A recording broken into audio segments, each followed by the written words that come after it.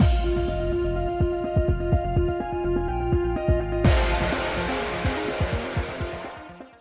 guys, it's Spacey Sims, and we're back with more Chaos Child, and we're getting very close, I would think, to the end of Yamazoi's kind of route. Well, her first ending anyway.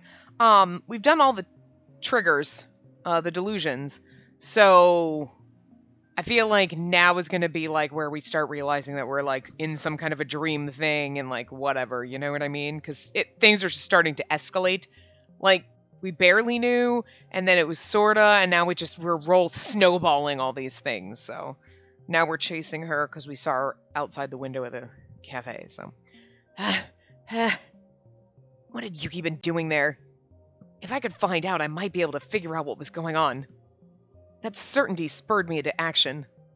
I ran as fast as I could after her as she fled. She was just a little kid. At this distance, I'd be able to catch up to her. Or so I thought. But no matter how fast I ran, I didn't seem to get any closer.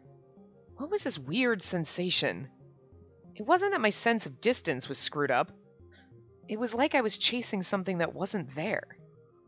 I was moving my legs as fast as I could, but it was like a nightmare where you're running from someone who's chasing you, and you don't seem to be moving at all.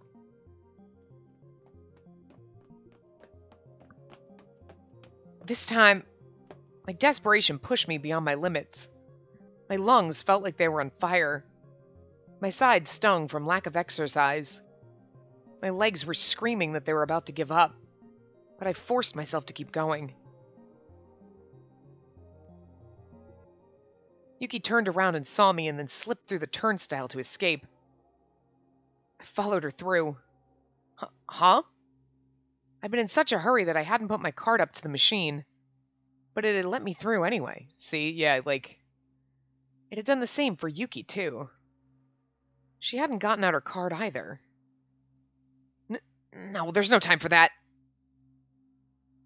I ran up the stairs to the platforms, and I was just in time to see a train slide into the Harajuku platform and watch Yuki get on. Wait, Yuki, wait! Huh? It disappeared? Yuki had just gotten on a green car from the Yamanote line, and it was gone. It hadn't left the station. I would at least be able to see it then. The whole platform was quiet as if the train had never existed in the first place, and there's like nobody here. No, not only that. The whole station was strangely dark. I couldn't see a single person. What? A cold chill ran up my back. What was going on? I looked around again and again, but the place was as quiet as the surface of the moon. Complete silence. Complete emptiness. There were no customers and no employees either. The information boards were all black and showed nothing at all. That was impossible. Shibuya was supposed to be the 5th busiest station in Japan. Right. Where's Yuki? I forced my tired legs to move and looked around for Yuki. But the only sound on the platform was my footsteps, and there was no sign of Yuki or anyone else.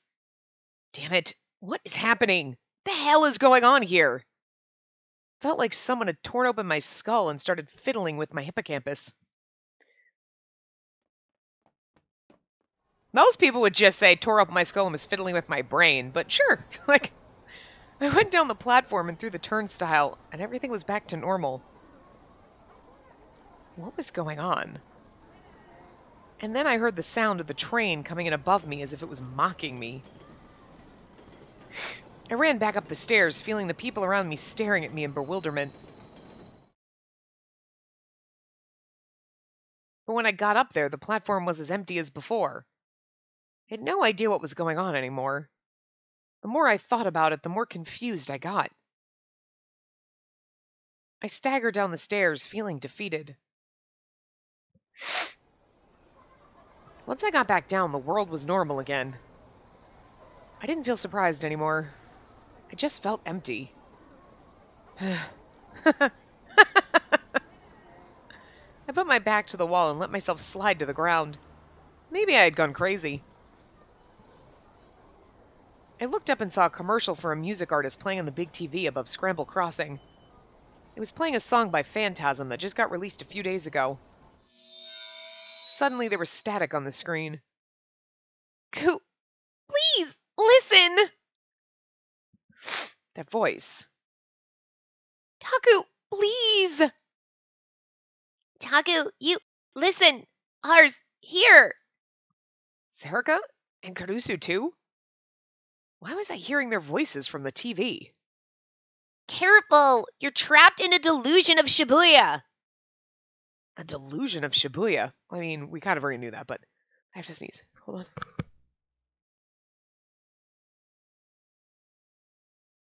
It's really annoying because I have it. It's like a tickle. You know that tickle in your nose? You're like, I gotta sneeze. I gotta sneeze, but it won't come out. It's driving me crazy. If you want to escape, you have to... Oh. I heard a noise and their voices vanished, only to be replaced by the Phantasm music video once more. Was that a hallucination? No. It was another message like the ones I'd heard before. The delusion of Shibuya. The lights in the intersection changed and the people started to move. Beyond them, standing in a gap between the crowds, I saw a girl. It was Yuki Yamazoe holding her dai sword. Be kind of interesting if she was like trapping us here for nefarious purposes. Like, you know what I mean? I feel like though I'm curious about it. I kind of feel like it was an accident, but also she might not be able to control her powers like Kazuki. Or because her powers are inadvertent, like I give people what they want and it just happens that we didn't want to die because we imagined in that moment when we got stabbed like a happier life. So we get trapped in this delusion and we have to break out because there's no other way. Like she can't get us out, you know what I mean? But she's here because it's her power. Like I don't think she's doing it like ha ha ha evil like everyone else. I have a feeling it was just something that happens like, I can't get him out. He wanted that and he's gonna do it himself. Like, whoops, type of a thing. I don't know. Maybe, but I don't know. Suddenly, it felt like a dam burst in my mind. Gigalomaniacs. Yuki Yamazoe's power as a gigalomaniac was to reboot other people's thoughts and desires. Okay, so we did know what her power was. All right. I wasn't sure if we had known where we split, you know? That's right. This whole thing started when I had that nightmare about being stabbed by Yuki's dai sword. But it's not a nightmare, that was the truth. Then this must be... I started to move. The light was about to turn red, but I ran across the intersection anyway. I forced my way to the other side of the street as the car horns blared at me. I finally caught you! When I grabbed her by her tiny shoulders, Yuki jerked and looked up at me in shock. Takuru? The dai sword she'd been holding had vanished. But that didn't matter anymore. Sorry, but you won't be able to fool me anymore. Just tell me the truth about what's going on. Pretending to be scared wasn't going to work either. Yuki, you just had your dai sword out, didn't you? Everything that's been happening around me, that's your fault, isn't it? Yuki shook her head frantically to the left and right, as if she was trying to wriggle out of my grasp. No, I'm not letting you go until you tell me the truth. She looked around for help. I realized that the people around me were staring at me suspiciously. Stares, stares, stares. They formed a circle, looking at me with cold, inconsiderate eyes. Hey, you! Two black shadows forced their way through the crowd. You! What are you doing there? Oh, no. This was bad. What's wrong? Are you doing something you shouldn't be? No, she and I are friends. We're siblings. She's my sister. Every criminal says that. Criminal? No, You can tell us at the station. Now come with me. Strong arms grabbed me and held me tight.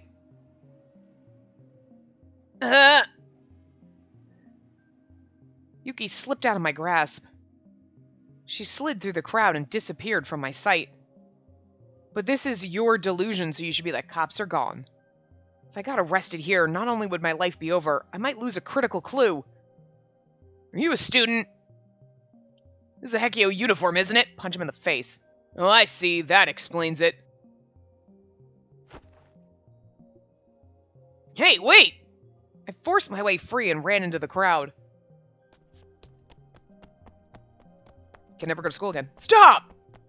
Does anyone ever actually stop when they hear that?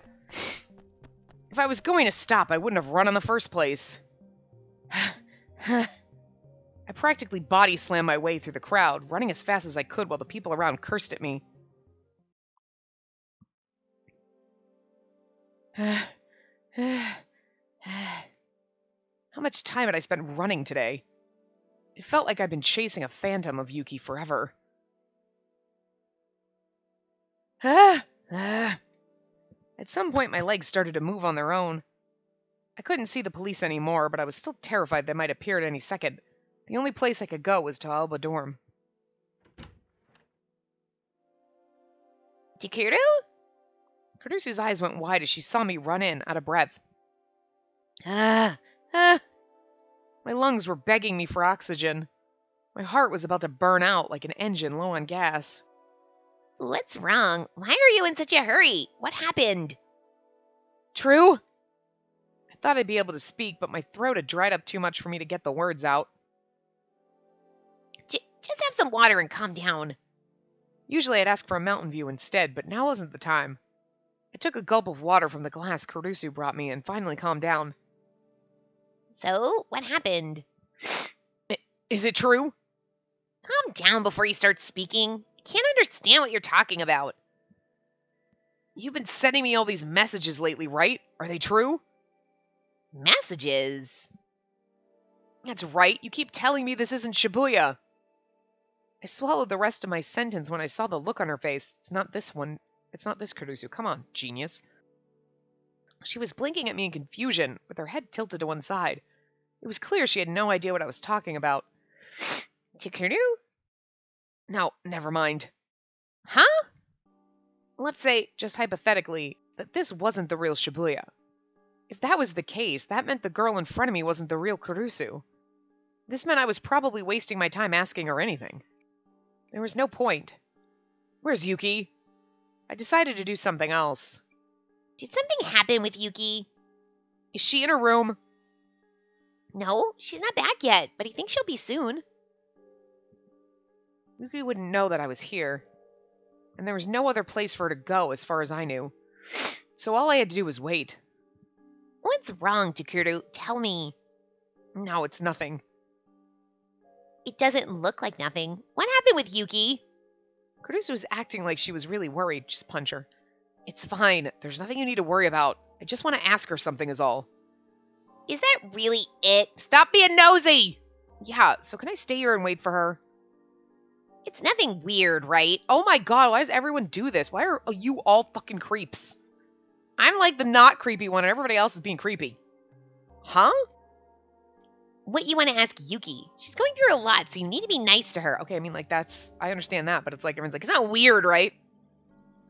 The fuck is wrong with you? I know that. I hope so. Kurusu headed for the kitchen. She still looked worried. She was probably getting ready for dinner. Here's the thing.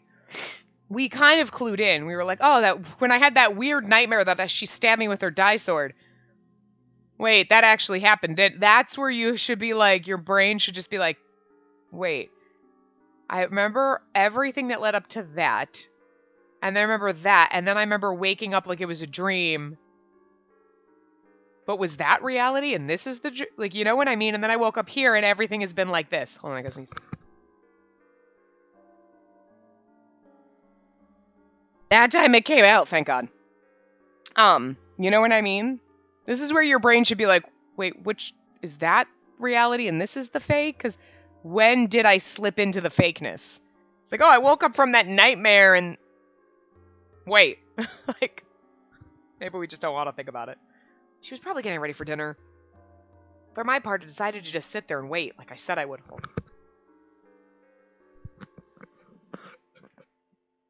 to think of it, Yume Awazaki, what had happened to her?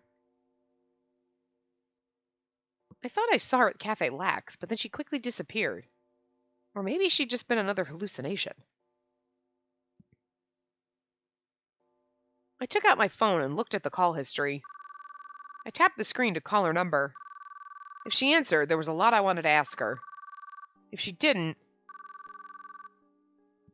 as I listened to the phone ring, a strange sort of urgency started to well up within me. There was no sign of her picking up. It rang 20 or 30 times without even going to an answering machine. Damn it! I was getting nowhere, so I decided to end the call and try again. I didn't know what her plan was, but I'd make this a battle of wills. I'd keep calling again and again until she picked up. That's psycho. I'd call again and again and again, and she doesn't want to talk to you because you stood her up, and now she's going to think you're a stalker, if this were reality. But we're like, this ain't real, so. But wouldn't you have that, like, what if it is, and what if them telling me that this is a delusion is the delusion? Which one's real? How many times had I called her? It was more times than I could count on both hands. I knew that much.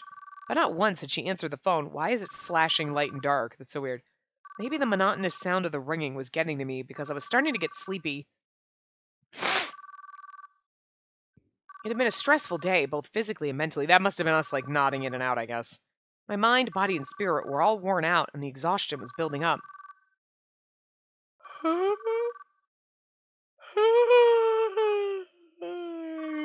Only half a yawn came out there. My eyelids started to feel heavy. No, if you go to sleep, you're going to wake up in the nightmare again. It became harder and harder to stay awake. No. Don't fall asleep. Takuru? Kurusu had come back from the kitchen at some point and was standing next to me. Kurusu? Don't sleep here. You'll catch cold. No, Right. Just come with me. I'll put out a futon for you. No. You'll get more rest sleeping in a futon for a little instead of just sleeping here. We have a room. They didn't shake that over, so, you know what I mean? Kurusu grabbed me by the hand and stood me up. You're so silly sometimes. Like, we could have given Yuki our room, but they didn't. They gave her the storage room, and our bedroom is still our bedroom, so why are we going to sleep on the... Wait, you know what I mean? I didn't get the sense from Kurusu's voice that she was giving me an order. Her voice was filled with kindness and compassion. I was too tired and her voice was too soft for me to resist. I let her take me where she wanted me to go. I was so sleepy I wasn't even sure what I was feeling. Okay, this way. Kurusu brought me into what looked like a girl's room. Everything was colored pink and made for the taste of a little girl. This was... Oh, that's right. This was Yuki's room. The chefflera was on the side... Chefflera? Whatever that plant. Was on the side shelf in its little pot. This was definitely Yuki's room. But why here? I just hung the futon out to dry this morning, so it should be nice and comfy. But still, it wasn't right to sleep in a girl's room when she wasn't there. Wait, that wasn't the real question. Then what was the real question? I didn't know. I didn't have the mental capacity left to think about it. Or perhaps it was Hypnos, the god of sleep, tempting me. Hypnos, a god in Greek mythology called Hypnos, said to rule over sleep, the younger brother of Thanatos, the god of death. Well, it didn't matter. I just wanted to sleep. The desire to sleep was controlling my body and mind. Making me tired, bro. As I fell into Yuki's bed, I was surrounded by the gentle, mild scent of a young girl. It was a clean, sweet scent, like freshly washed sheets. The scent made me even more tired, and my eyelids slowly began to...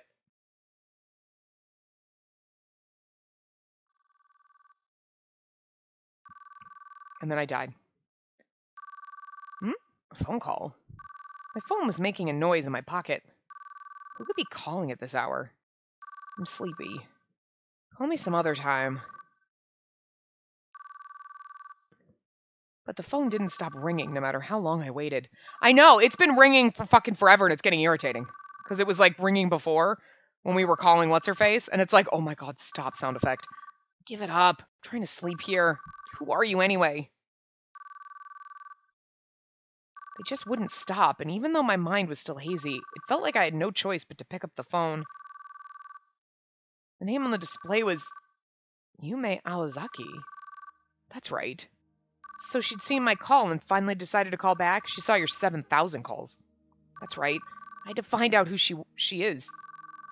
I have to answer the phone. I tried to move my fingers to tap the call icon, but my body felt far heavier than it should. We're dying. I just needed to move my finger a little, but it was like my body belonged to someone else. I need to answer it quickly, or she might just hang up. But it was like my body was paralyzed and it wouldn't move. I mean, because we got stabbed. I'm just saying, like, it just really feels like, you're in a fake Shibuya, you're dying. If you don't come out, you're gonna actually die. But, like, aren't I at the hospital? It was like I was in a dream. A dream. But then who was dreaming? Now that didn't matter. I needed to pick up the phone. If I didn't hurry, she'd hang up. Hurry. Hurry. I put all my strength into my fingertip and finally was able to answer the call. Hello? My voice was so exhausted that it was hard to believe those were my own words. I mean, doesn't it feel like we got stabbed, we had that delusion, we slipped into this dream, and this is the point where our body is dying on us? Like, even as I talked, it felt like I was going to be dragged into the forest of sleep. Hello? I was too out of it to even tell whose voice it was on the phone. Taku, can you hear me? Taku? Who's calling me? Listen to Kuru. At this rate, you're never gonna wake up. You need to hurry and... Kurusu? Please, wake up, Taku! Why are they... Wasn't it Yume Awazaki on the phone?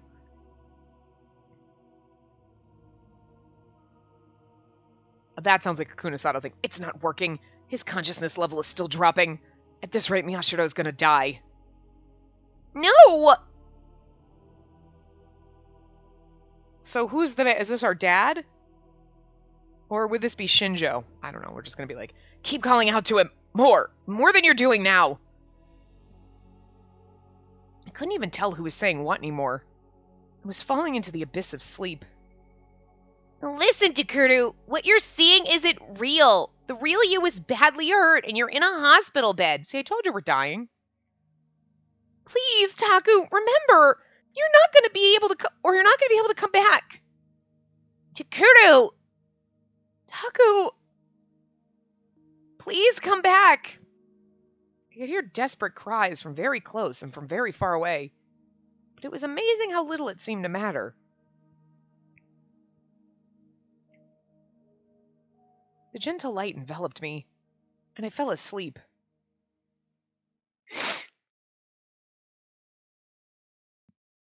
Where am I? Huh? I was supposed to be in Yuki's room. Was this real? Or a dream? A dream? Whose dream? Mine? What? I screamed as something suddenly came into view. Tiny little boxes in the shape of a person. Dark red liquid flowing out of them. An overwhelming metallic stench. Inside the boxes was... Yui? Huh? Tell me, how did it feel to lose someone you cared about?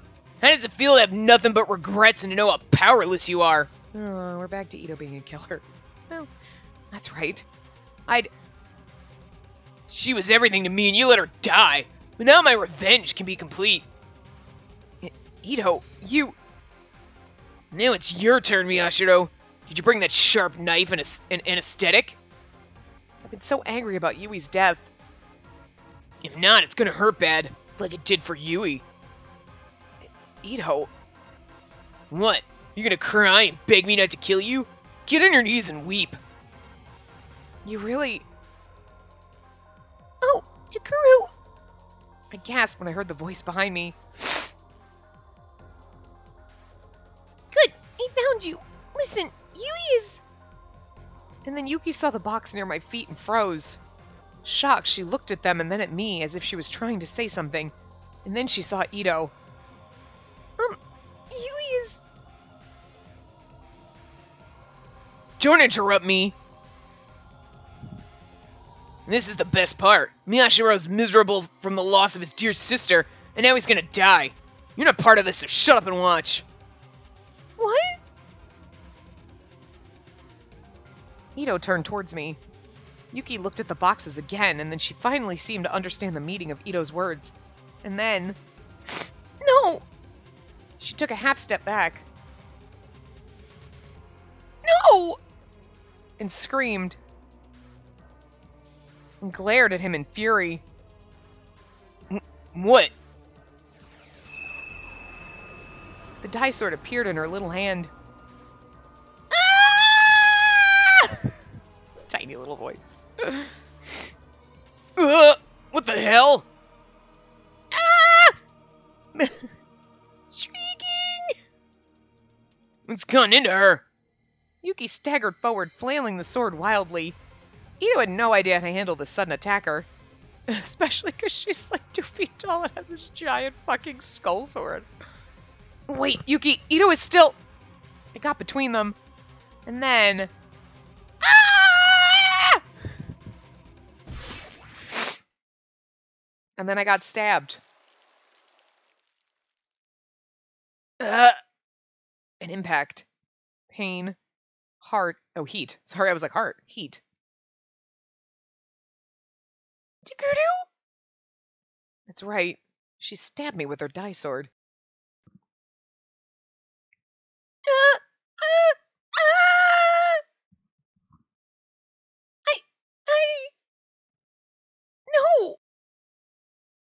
I remembered.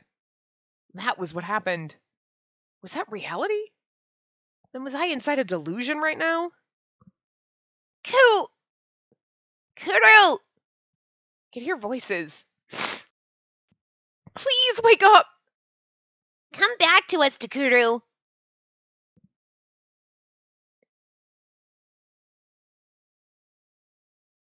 I could hear Sarika and Kurusu on the phone. Taku! Takuru! Huh? What's going on? Was that a dream? Was I... Oh, that's right. This was Yuki's room. I fell asleep in Yuki's room. I was on the phone. I called Yume Aozaki. And then they called me. Taku, can you hear me? That's right. Sarika's voice was calling me. Huh? Suddenly something flew by me and knocked the phone out of my hands. It fell on the floor, its body split open by something sharp. My mind was still hazy as I forced myself to look up at the person holding the shining blade above me. Standing next to the bed, her face filled with desperation, was... Maybe she wants to be here too. Like, you know what I mean? I'm in the delusion. You and I were supposed to be here where it's happy. We don't want to go back to reality. You know what I mean? If we go back, then she has to go back too. Yuki?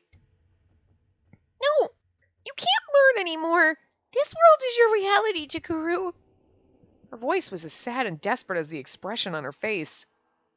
What do you mean? Yuki closed her eyes just for a moment. A warm, loving family, kind friends. Fun things, pleasant things, happy things, and nothing else going on forever and ever. This is the real Shibuya. For you, this is real.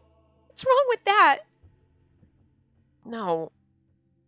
I struggled to get up, but my body wouldn't move. What's wrong with that? What was wrong with it? If the dream I'd had was right, I wouldn't like what was waiting for me when I woke up. Compared to that, this was paradise. Just like Yuki said, here there'd be nothing but fun things, pleasant things, and happy things in my life. I mean... You're like, no, you've got to wake up and face reality. And you're like, but I mean, do we? Like, this is one of those existential crisis moments where if, like, you were put in this, you'd think you'd be like, no, I would come back to reality. And you're like, but, like, who's to say that reality and this could be my reality and this sounds a hell of a lot more pleasant. So, I mean, I want to stay here.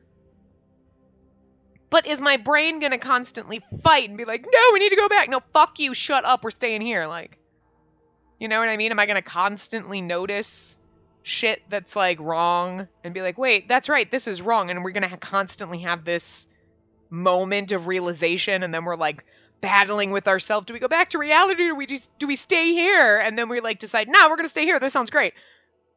And then we're in happy delusions for a while. Every day sun shiny, this is the greatest place ever, and everything's wonderful, and then all of a sudden we're like, wait, this isn't real, and then we just constantly, because like this sounds like that would suck. You know what I mean? Like, don't take away my delusions is all I'm saying. Listen, brain, if we're going to be delusional, let's just keep it delusional and try to bring me back to reality, okay? But would that really mean I was alive? Shh. Yeah, it's fine. This isn't... I finally managed to get the strength in my arms and stomach to sit up. I'm wondering if her other ending is we stay here. This isn't real. I was trying to tell myself that. No matter how much I didn't want to admit it, no matter how much I didn't want to accept it, no matter how much I wanted to ignore it, if that was the truth, even if I'd almost died after being stabbed by Yuki's dye sword, as long as I was alive... Stop it! Please stop! You don't have to suffer anymore. Yuki... Why? This world could be anything you want. So why are you trying to destroy this happiness? But a dream's just a dream. At some point you have to wake up. Shh, do we? Some dreams it's better not to wake up from. She ain't wrong. I mean, we're not wrong, but she's also not wrong. It's just like, you know, it's really confusing. I can't be allowed to make these decisions. Yuki looked like she was about to cry. I hurt you so badly that you might die. Maybe you'll never be able to go back to your old life.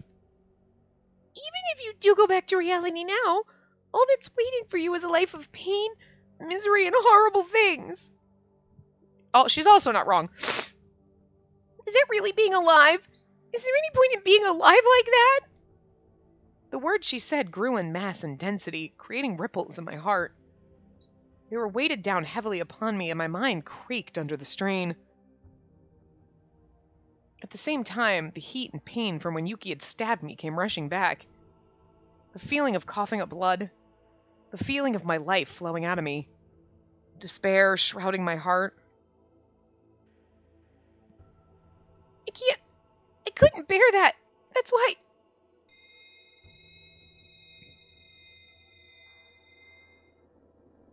That's why I made a new world for you. A world with the happiness you want. I know you'll be happier if you stay here. I'll be happier too. She wants us to stay because she doesn't want to leave either. It's so sad. Slowly, like a slow-acting poison, all my negative emotions came welling forth to hold me back. It was fine to put on a brave face and say that I had to wake up from my dream. But if Yuki was right, even if I did go back to the old world, my body would be half dead already. And Yui, my little sister, she had been killed by the man I thought was my best friend, and now she was gone. Maybe in the best ending we don't go back. I don't know. I mean, was there anything left for me in the real world? There was nothing but cruelty and coldness. And in this world, I wasn't hurt at all. Yui was here too. And there was even a girl who loved me. Was there really any reason I had to go back? Fault. Yuki's voice was shaking. Tears were running down her pale white cheeks. It's my fault. Everything is my fault. Yuki... Yuki started to speak, her head downcast. She told me about herself. When I was little, Mom and Dad would take me to this strange place. There were a lot of people there, praying and meditating. I imagined it was some kind of religious facility. Evidently, her parents had been involved in some kind of cult. Oh, good lord. They were very strict people, and they wouldn't tell me why I had to go there, and I never thought it was strange that I did. One day, I was taken to that basement, and then right afterward, there was that big earthquake, and they told me that Mom and Dad had died. I didn't have any relatives beside them, so I had nowhere to go. So I stayed down in the basement taking care of the people there. To me, this was all normal. I never wondered why I had to do it. I remembered when I took her out of that basement. She'd been there since she was very little, and it had been everything she had. Whenever I helped them, they would always say thank you. And when I heard those words, I felt so happy and so warm. I would tell myself that they needed me and that they were counting on me, and that made me very happy. For young Yuki, being needed was the only way she felt she had any value in the world. I could see that from how hard she worked at Aoba Dorm. The desire to be needed was the only thing that kept her going. It makes me happy when the people around me are happy. Instead of making myself happy, I'd rather make the people around me happy. I want someone to be happy. I want to make someone happy. I want them to smile and say thank you. That's why I was born, but instead, Her round eyes filled with tears again. but I hurt you. It was an accident, honey. And because of me, you. You didn't actually hurt me. I jumped in the way to stop you from killing Ito because I didn't believe that he was evil, and that's really my own fault. It's not your fault. I jumped in the way of your giant sword. I mean, like, if I jump into traffic, is it really the person who hit me's fault that I threw myself into ran out into the road without paying attention? Oh, sure. I'm probably going to sue them and be like, well, you should have known I was going to do it. But, like, if you jump into the fucking road and a car hits you, that's your own fucking fault for being a dumb fuck. You shouldn't have the right to sue that fucking person and go fuck yourself. It's just like, because that shit happens. Like, they hit me. You ran into the fucking road and weren't paying attention. Like, did you really think you were going to win a battle with a fucking couple of ton of hunk of metal? Like, what the fuck? Seriously? Well, mostly plastic now, but still. You know, she's like, I hurt you. I jumped in front of the sword. It's my own fault. It's really not your fault here. Take responsibility for your own fucking actions, okay? I made you unhappy, Takuru. I can't make you happy in the real world anymore. But in this world, I can make you happy. I can make you smile. I can make you say thank you. Yeah, I mean, we're not really going to ever say thank you for being stabbed, so. So please, stay in this world and help me make you happy. Help me help you! You want to make me happy? Yes? Why, I wonder? The meaning of Yuki's words slowly sank in. Here I could be happy. Here I could smile. I really wonder how this ending's gonna go. You'd think it'd be like, no, we're gonna go to the real world, but at the same time, the best ending for this would be, okay, let's just stay here in this delusion. That should actually be the best ending. Like, all right, we'll just stay here. Because that's so unexpected. You're like, you fully expect that he's going to be like, no, we need to be noble and go back to the real world of suffering. You know what I mean? And that the bad ending or a not true ending would be, all right, I'll stay here or whatever. But we chose all positive delusions to have a grand time here. So kind of makes me wonder now. Here I could smile. Takuru. Yeah. So maybe it would be okay to stay here. As soon as I started to think so, I began to feel incredibly tired again. Everything started to get hazy. I'm sure this is for the best. Nobody wants to suffer. And there's no difference between reality and delusion anyway. It's all just what your brain is showing you. So it's better to be happy. Takuru? If I just let myself sleep. I'll watch over you. I'll watch over you and keep you happy. When I wake up, I'll be happy. Everything started to fade away. A tiny hand rubbed my back. It was Yuki's hand, gentle and warm. You wonder if we're going to snap to it or this is just going to fade to black and be the end. I don't know. It would keep me safe. So that's that. Yeah. Maybe she was right. I'm just waiting for it either to just abruptly end or for us to be like, no, and then fight. I don't know. If Yuki would make me happy, that was fine with me. I slowly sank into the abyss of unconsciousness. No! Yuki, another. Huh? Suddenly I heard a voice that pulled me back from the abyss. No, I was really happy staying here.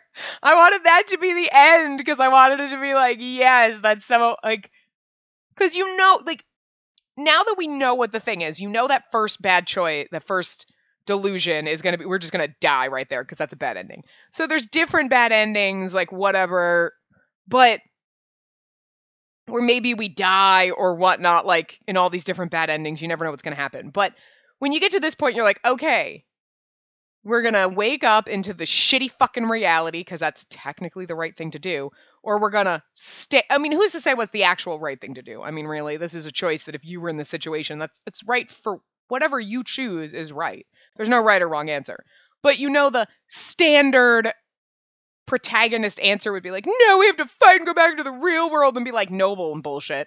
And then like staying here is like the cop out, like, yeah, nah, fuck that shit. I want to stay here. You know what I mean? Oh, that's weak. You cheaped out. You stayed there. Oh my God. You should have fought and struggled and like, hi. Suffering doesn't make you noble. Okay. Like, I'm just saying. But like, that's what they want to tell you in shows and things like this. It's like, no, you have to go and you have to suffer and be in the real world.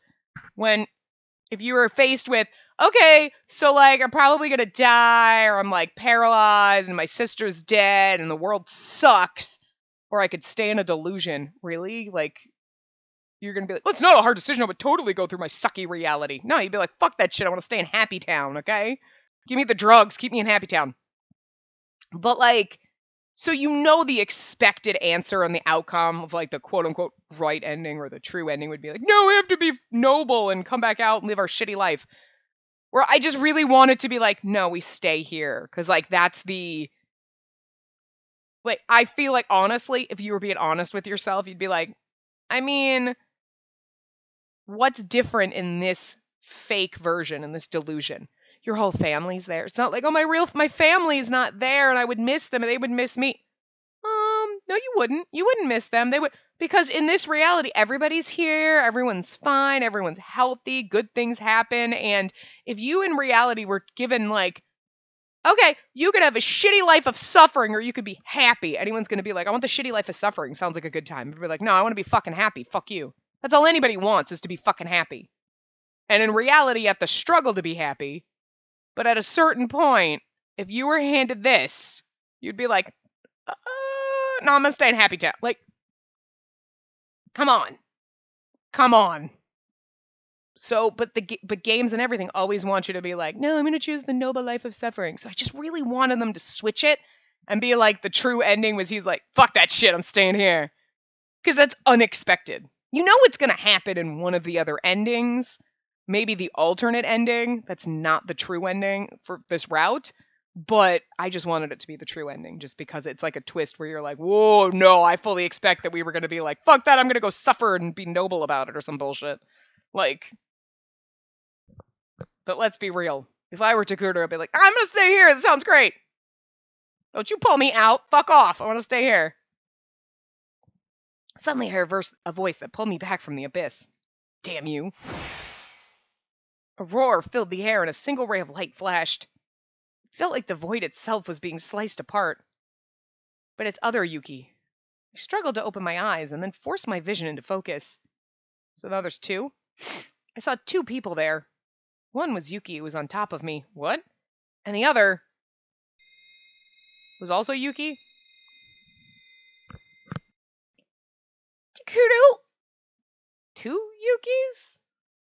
The other Yuki was holding a huge, elegant blade far too big for a little body and using it to tear open a hole in space. The Yuki from the other side of the void swung her sword in a flash. The Yuki on top of me leapt back and just barely dodged. You! My mind was having trouble comprehending the fact that I was seeing two Yukis. What the hell? What was happening? What was going on? Was this part of the dream? Or was it real? I was too tired to try and understand. Unless everything that Yuki said wasn't really true. Like, Yuki's like, no, you wanted to be happy, and then my power made you happy and put you in this delusion, but I don't want you here. And, like, Yuki in the delusion is just, like, us trying to be like, no, staying here is great. We want you to be happy. Like, we conjured Yuki in the dream. Why were there two Yukis? The other Yuki lifted her blade and readied it. Yuki raised her hand out into the emptiness and plunged into a crack between dimensions. The quanta formed in the dead spot in my brain. And with a dazzling light, the long flowing blade, the dye sword, appeared in her hand. Oh, this is interesting. Copy paste. They couldn't even like rotate it, like flip it. Mirror image. But wouldn't make sense because her ponytail's on that side of her head, so. The two of them stared at each other for a moment. Weird. They both moved at almost the exact same time. It actually would have been funny as if in this reality they had actually done that and like flipped Yuki around so her ponytail's on the wrong side. So you're like, why is her ponytail on the wrong side? That's weird. And then you get to this point where it's like a delusion and you're like, that explains it. It's like a mirror dimension. The blade was brought down in a flash like a hawk descending on its prey. This is actually kind of cool. The other Yuki raised her own weapon to block it. Ha! And then the other Yuki launched her counterattack. The sword scorched the air as it danced faster than the wind, but now we don't know which Yuki is which. Which one's the one that's keeping me in the delusion and which one's real? But her powerful strike was deflected by a strange movement where she held the blade diagonally. Ha! We know because it says Yuki and other, but... There's Yamazoe and then there's another. Wind. Sound. Impact. The two switched rapidly between attacker and defender. The two switched rapidly between one place and another. The two switched rapidly in my mind. I couldn't tell which was which anymore. That's what I was said. Takuru, don't let her trick you! One of the Yukis seemed to be losing, slightly. She yelled in a loud voice that didn't sound like Yuki at all. Trick me? What do you mean? What the me that's in front of you just said is all a lie, so please don't let her trick you. Don't tell him that!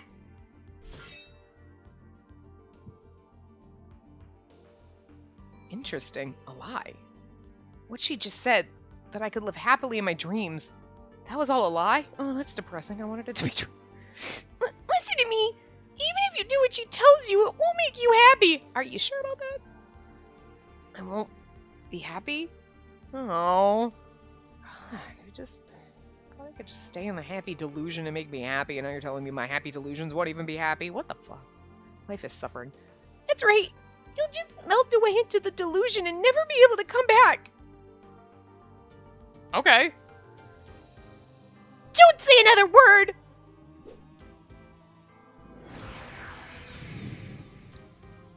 Yeah! Pale fireworks flashed violently in front of me, and rainbow streaks of light burned into my eyes. I tried as hard as I could to think about what the other Yuki, the one that had just appeared, was telling me. Takuru, she's lying to you. You can be happy in your dreams. No, she's lying to you. Which was the real her? Who should I believe? Takuru, remember what happened then? Then? Remember what happened that day? Don't say another word! What happened that day? It was...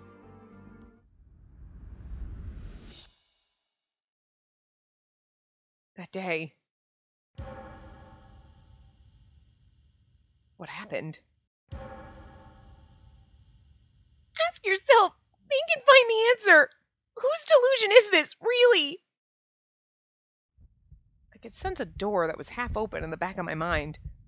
The vision of the past I'd seen started to slowly open that door once more. No! Stop! Don't remember! No! Remember what really happened, and who this delusion really belongs to! What really happened? On that day, tiny little boxes in the shape of a person, dark red liquid flowing out of them, an overwhelming metallic stench. Inside the boxes was... Yui? Huh? Tell me, how did it feel to lose someone you cared about? How does it feel to have nothing but regrets and to know how powerless you are? I remembered this part. That's what had happened that day. She was everything to me and you let her die. But now my revenge can be complete. Ito, you... Now it's your turn, Miyashiro. Did you bring that sharp knife and anesthetic? I've been so angry about Yui's death. If not, it's gonna hurt bad, like it did for Yui. Ito... What? You're gonna cry and beg me not to kill you? Get on your knees and weep? You really... Oh, Takuru! Then Yuki came. Good, I found you. Listen, Yui is... And when she saw what happened to Yui... No! And then... No! She screamed.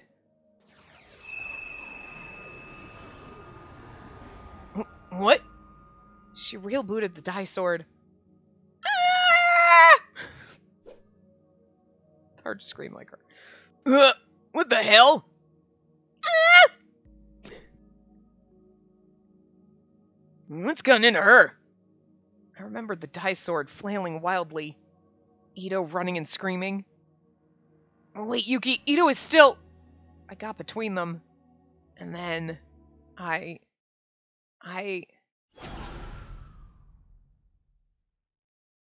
reached out my hand. No! Stop it, Yuki! And in my hand was my die sword. That's right. I just acted on instinct and grabbed the sword in the corner of my eye. Oh! Did we kill her? No! And then I...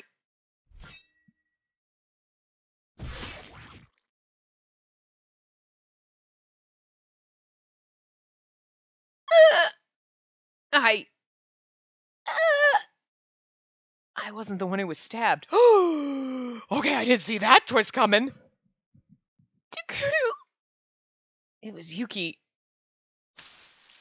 We stabbed her. The horrible sensation of ripping through blood vessels and muscle fiber. Her body crumpling forward. The sound of her coughing up blood. The thud when she bounced off the pavement. Yuki's body turning red. It all came back to me. Ah! I don't blame us for that. Holy shit. Oh, that's all of us. Ah! Everyone's screaming. Okay. As the truth of the past came back to me, the Yuki from this reality screamed and collapsed on the cold floor. She started to spasm and vomit up blood. Yuki. Her limbs flailed out in impossible directions and froze. It was a slow death, but a certain one. My mouth went wide open in shock as I tried to understand what was happening to her. She reached out her hand into the air, fingers curled as if she wanted to grab something. And then her arm fell, and she stopped moving at all. Yuki? Yuki? Ah! I remembered, even if I wished I hadn't. What I'd just seen was the hidden truth. And because I'd remembered it, the Yuki from this reality had died. All the exhaustion and desire for sleep that had been eating away at my body were gone. I suddenly felt something strange and looked down at my hands. In my right hand was a long, sharp sword. The shining blade was covered in sticky blood. I did it again. You remembered, didn't you? And that was so not her voice, but whatever. The other Yuki whispered softly. Her eyes were filled with sorrow as she stared at her own twisted body lying on the floor. This wasn't the world you created. This was the world that Yuki Hamazoe created. A world of delusions inside me. It was Yuki's. Then, what about you? Where's the real you right now? The real me's sleeping in a bed next to you. Next to me? Yes, and this world is my final dream, just before my light fades away. Your dream? Yes, I railbooted the dream world inside me and trapped you here. So this world was Yuki's dream. And this girl... Yuki's voice sounded a little sadder. We fucking killed her. Oh my god, I don't want to wake up. I want to stay here. Who cares? Like, that's... She was who I would be if I got everything I ever wanted. Yuki knelt down and silently closed her other self's eyes. This is so sad. And then she slowly stood up and walked over to the desk and opened the drawer. She took out a tiny envelope. It was a pink envelope like a little girl would choose. Do you remember this? It wasn't something from so long ago that I would forget it, and it left an incredible impression on me. So I remembered it very well. It was the envelope that Yume Awazaki had used to send her love letter. I'm sorry for lying to you. Yuki looked a little embarrassed.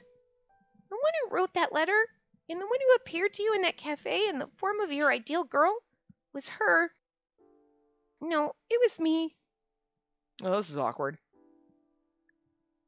Yuki was Yume Awazaki? But why? I think I always wanted this, even if I never realized it. Hold on. I wonder if that's like a... Is it an anagram? What's it? You know, when you switch the letters around, is that an anagram? Like, I wonder if you switch the letters around in her name, if it would be Yume. Wait. I think it is. I'd have to write it out and do it, but I'm pretty sure that that's... Interesting. Wow. So at least I thought I could have it in my dreams. It was a world that any girl might see once in her dreams. But for Yuki, maybe that's what she'd always wanted. For a girl who'd grown up in that dark basement, who'd never gotten a chance to go to school. Oh, so that's it. Yume Awazaki. Something clicked in my mind. Okay, right. We're about to do this. That's what I was just like, wait a minute. Okay. Yume Awazaki. Rearrange the letters and it becomes Yuki Yamazawa. Okay, so I mean, I was right. It took me this long. The answer had been there all along. I feel like something in your brain recognizes that a lot of letters are the same, but you just don't think about it because you're like, wait! You know what I mean? Like, thank you, Takuru. Her eyes were still downcast as she spoke. And though, didn't I say when we were like scoping out Yume, right? And I was like, it's just gonna be Yamazoe, but older. And like, oh no, she's got green eyes, never mind. So something in me knew somewhere deep down. It just took till now to fucking figure that one out. Anyway, her eyes were still downcast as she spoke. In my dreams, I was able to live the life I always wanted, even if it was just for a short while. I felt like I knew what Yuki was trying to say. But now the dream is over. Yuki, the real me is about to die. But before that happens, I want you to go back to the world where you belong. That woman, Kunisato, she said that if I die, this copy of Shibuya will be swallowed up by the direct sea. So before that happens, you need to... What about you? What'll you do? There's no time. That's not an answer. What will you do? She tried to continue, but before she could get out the words, the strength left her body, and she was forced to the ground. She's gonna die. I mean, didn't she just say, my body's gonna die? What are you gonna do? I'm gonna die, dear. What part of that didn't you get? What? I quickly ran over to her and grabbed her by the arm and tried to help her up. I mean, I guess we just don't want to accept that we know that the answer is that she's gonna die, you know? What are you doing? Takuru. You're coming too. You have to come with me. No matter how hard the real world was, no matter how far away happiness seemed. Takuru. Come on, stand up. Stand up and come with me. See, this is one of those, no matter how hard the real world is, we have to deal with it. No, we don't. No, we don't. Like, shut up. I would take her with me. Thank you, Takuru. And then Yuki smiled a little. But you can't. She quietly brushed my hand away. It was all I could do to come here at all. What are you saying? She pointed to the die sword in my hand with a shaking finger.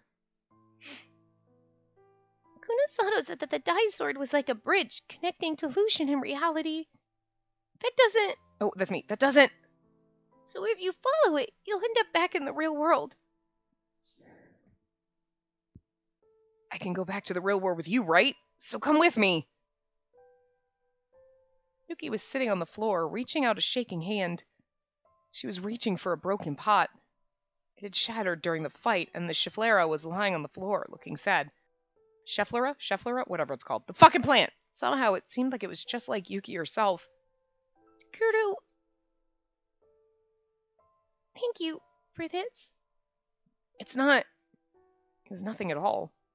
But before I could say another word, It made me happy.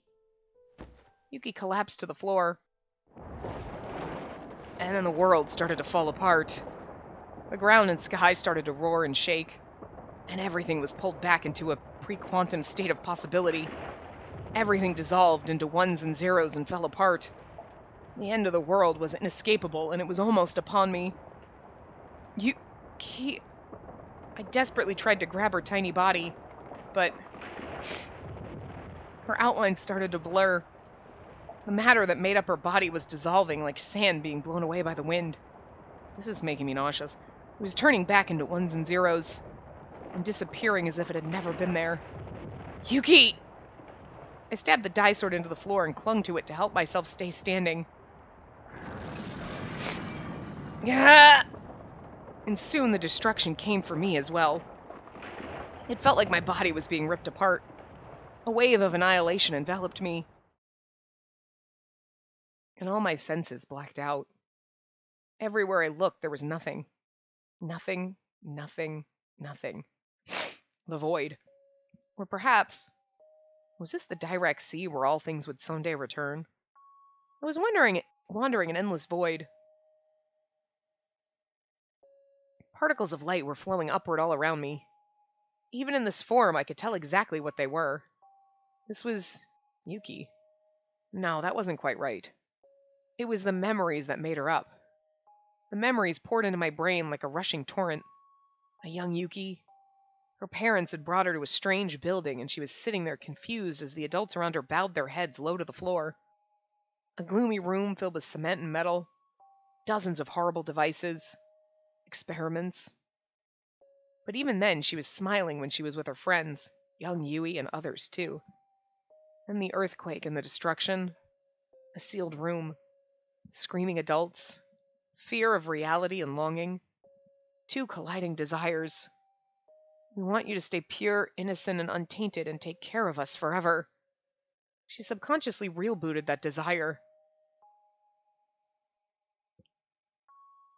That's why she didn't age. And that's what had happened to her body. Still, she accepted everything. Even her own fate. Yuki... The world turned pure white and began to be rebuilt again. I clutched the die sword tightly with my fingers, just like Yuki had told me. Come on, Kuru. None? I just heard him. What? These voices. Takeru! Takeru! They were calling out for me over and over. Taku! Taku! Taku! I'm not going to keep repeating his name, good lord. What? Takeru! You guys are so loud. Taku! Takeru! Dad, Takeru opened his eyes!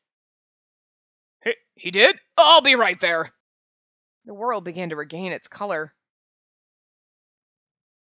I know we're like over time, but... Takeru, do you know me? Do you know who I am? Of course I do, Kurusu. Taku, what about me? What about me? Who are you again? Aw. Just kidding, oh no way. Taku! She's like, do you know me? Shut up! And hey, oh no, hey, shoves her away because her face is in your face. Ow, ow, that hurts. Come on, what kind of idiot jumps on someone right after they get out of a coma? Again. But... Dad ran through the curtains separating the beds and pulled Sarek off me and peered down at my face, and we don't know that he's evil. It's so sad. You're fully conscious, I see. As he started to give me an exam, I looked down at my hand. It was still in the shape it had been when it was holding the die sword. I'm glad you woke up. That's right. Do you know how worried we were? These two kept calling your name so that we wouldn't lose you. Yeah, thanks. I heard your voices. Nah, it's nothing. Anything for you, Taku. Yeah, you killed my sister, you bitch. That's right. I don't want to lose any more of my family. Curtis's voice suddenly cut off. Yeah. Any more? Was she talking about Yui? And one more person. Where's Yuki? I sat up and asked. She'd said she was sleeping next to me. Chikuru, listen to me. Yuki is... The cold sweat appeared on my body when I heard those words. It couldn't be. Maybe she was already... I slowly looked around. And there she was. Yuki... I could see her resting quietly on the other side of the curtain that separated our beds. Her eyes were shut and there were tubes attached all over her body. I could hear a monitoring device near her beeping at regular intervals. She was alive. But then why had Kurusu and Sarika acted that way? What did that... Listen to me, Chikuru. She's brain dead. Non, you don't have to tell him now. No, it's okay, Onoe. I kept my eyes on Yuki as I spoke. Kurusu, tell me, where is Yuki? I'd been ready for it. But when I saw it for real, I still didn't want to believe. But I had to face it anyway. This wasn't the dream world anymore, and she was the one who told me to come back. Yuki survived, but Kunisada said her brain was badly damaged. Tell me straight, Kurusu. Is Yuki gonna get better? I'm sorry, but at this rate... She slowly shook her head. Instantly, my heart felt like it was gonna freeze. I'm sorry, but I tried to understand the meaning of those words. Yuki would never wake up again. She would never talk again. She would never smile again. Never. I forced my aching body out of the bed. Taku? I'm fine. Sarika and Kurusu rushed to support me, but I waved them away. Like a sleepwalker, I staggered over to Yuki's unconscious body. We're probably not going to actually get to finish this. I didn't think the ending was going to be as long, but I kind of wanted to at least finish this ending, this part, but it's like, it's going to be like a lot of like, you know what I mean? Like, thinking back type of a stuff, so... Her breathing was irregular, but steady. The machine was beeping. I couldn't see a single scratch on her face. She looked as if she could open her big round eyes and laugh any second. But... Suddenly I was assaulted by a wave of emotion. I softly touched her cheek. Her silent body was so warm, and we just started to stop, I guess. All I did was cry. For a girl who'd said that other people's happiness was what made her happy. For a girl who'd risked her life to save me. Thank you, Takuru. In my dreams, I was able to live the life I always wanted, even if it was just for a short time. For the girl who'd smiled as she said those words. Was there anything I could have done for her? Not stabbed her. Could I have given her happiness? Thank you for this. It made me happy.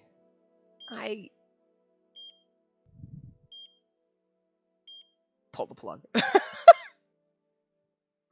So wrong. Yeah, see, there's going to be like a little after thing. It's probably only going to be another few minutes, but we're already like 10 minutes over time, so I'm going to stop because what we do with these ones is just once one ends, we just start and do all of the endings all together. We don't do like, okay, we get the happy ending, and then you know what I mean? So I'm just going to stop here. We'll finish this ending, and then we'll start doing all the other endings in the next part. So I will see you guys next time. Remember to give the video a big thumbs up and subscribe to see more.